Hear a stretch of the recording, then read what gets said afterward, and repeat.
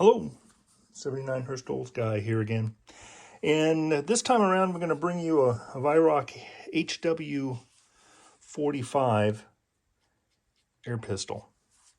And this is in what I think is a rarer caliber. It's in a 20 caliber version, and they did also make them in 177 and 22 calibers as well.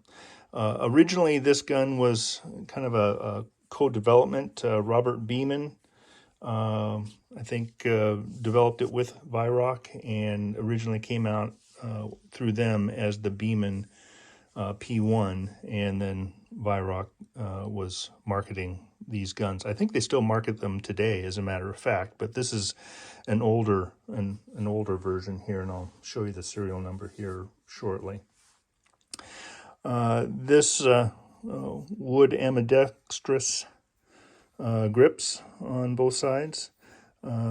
Simple markings on this gun, HW45, and then the front here has caliber 20/5.0 mm, and trying to read that bottom part there. Oh, it's just the pellet icons. I'll show you that up there, show you.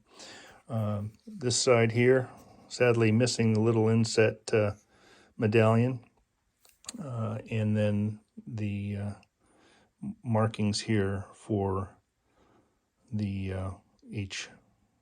Weihrauch and made in Germany. And this one's confusing to me as far as made in Germany, because the serial numbers, I'm looking at this, and you'll find in the older ones, the serial numbers right here on the butt of the gun here on the frame. And this one, wish I could read, well, it's right there, 357585. And my understanding in doing some research on these guns is that the Beeman P1s, typically the serial numbers started at essentially 300,000, and it looked like they were the numbers were reserved up to 350,000. And then Weihrauch, their guns started at 350,000 and then went up from there. I think they're over the 400,000 mark now with their current line. I wanted to mention too, this, you can see the finish on this. This is kind of a gray, I don't know, gray black finish, maybe even some bluish tint to it. Very nicely done over the entire pistol, but I think the finishes on the newer guns now are a little bit different. I'll put that down here for now. Obviously it came with their target and serial number, and it also came with the little brochure here. What kind of helps me a little bit is inside the brochure they show a couple of the firearms here as far as for dating purposes go, and the HW45E that's in here was discontinued in 1985. I think the H70 might even still be going, and these other rifles were later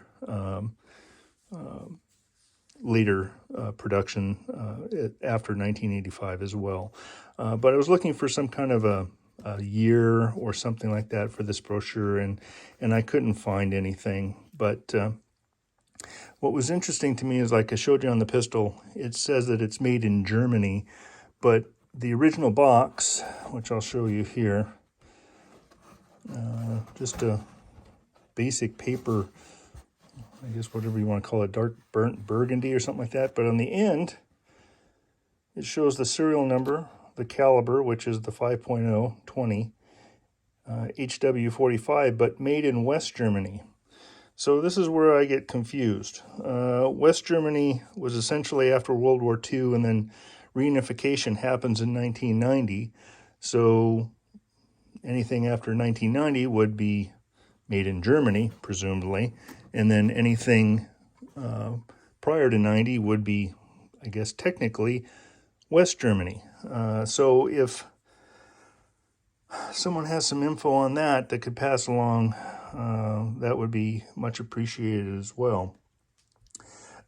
Just the general information on this, as far as if you had it in 177 caliber, the general shooting speed of the pellet would be about 560 feet per second.